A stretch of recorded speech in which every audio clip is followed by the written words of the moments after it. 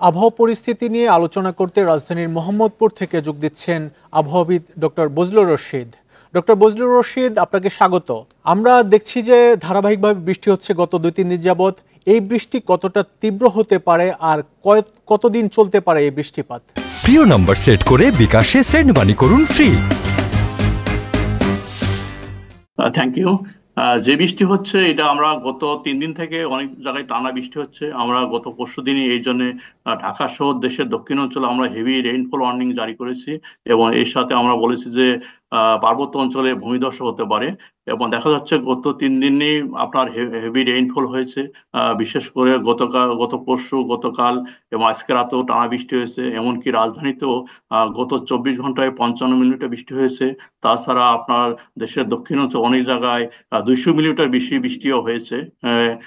এই বৃষ্টিটা যেটা টানা বৃষ্টি হচ্ছে এটা আজকেও মোটামুটি রংপুর ছাড়া সারা দেশে থেমে থেমে বৃষ্টি হবে এবং তবে দক্ষিণ অঞ্চলে বৃষ্টির পরিমাণটা অনেক বেশি থাকবে। আমরা আশা করছি হয়তো আগামীকালে কিছুটা বৃষ্টির যে তীব্রতা এটা কিছুটা কমে আসবে এবং পরশুদিন যে অনেকটাই কমে আসবে। আমরা আরেকটি বিষয় জানতে চাচ্ছি যে বেশ কিছু জেলায় ঝড়ো হাওয়া বয়ে যাওয়ার আভাস রয়েছে, সেটি কতটা তীব্র হতে পারে? না, এই সময় যেটা হচ্ছে যেহেতু একটা লো প্রেশার সিস্টেম আছে, এটা গ্যাঞ্জেটিক ওয়েস্ট বেঙ্গল এবং সারাউন্ডিং এরিয়া একটা আপনার মানে লঘুচাপ অবস্থান করছে এবং এর প্রভাবে প্রেশার গ্রেডিয়েন্ট আছে। তবে এখানে আপনার জড়ো হওয়া যেটা বাতাস ওই রকম বেশি হবে না। এটা বেসিক্যালি যে এই মৌসুমী বায়ু যখন অ্যাক্টিভ হয় বা লঘুচাপ থাকে এই সময় আপনার 30-40 ও সর্বোচ্চ 50-60 কিলোমিটার বাতাস হতে পারে। তবে যেটা হচ্ছে আপনার থেমে থেমে দমকা ঝড়ো হওয়া হতে পারে। যেহেতু আমাদের বিশেষ করে নদী বন্দর এবং সাগরে আপনার ছোট ছোট নৌকা ট্রলার চলে, এই জন্য আমরা সমুদ্র বন্দরকে গত 3 দিন থেকে আমরা বলে আসছি যে বিশেষ করে ছোট ছোট মাছ ধরা ছোট ছোট নৌকা ট্রলার গুলো উপকূলের কাছাকাছি থেকে সাবধানে চলাচল করতে পারে।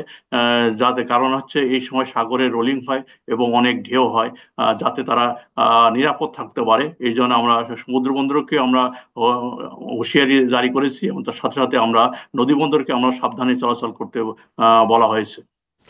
ডক্টর বজলুর রশিদ, আপনাকে ধন্যবাদ আমাদের সাথে যুক্ত থাকার জন্য। আমরা জানছিলাম যে গত 2-1 দিন যাবৎ বৃষ্টি হচ্ছে, টানা বৃষ্টিপাত হচ্ছে, সেই বিষয়ে আমাদের সাথে যুক্ত ছিলেন আবহাওয়াবিদ ডক্টর বজলুর রশিদ।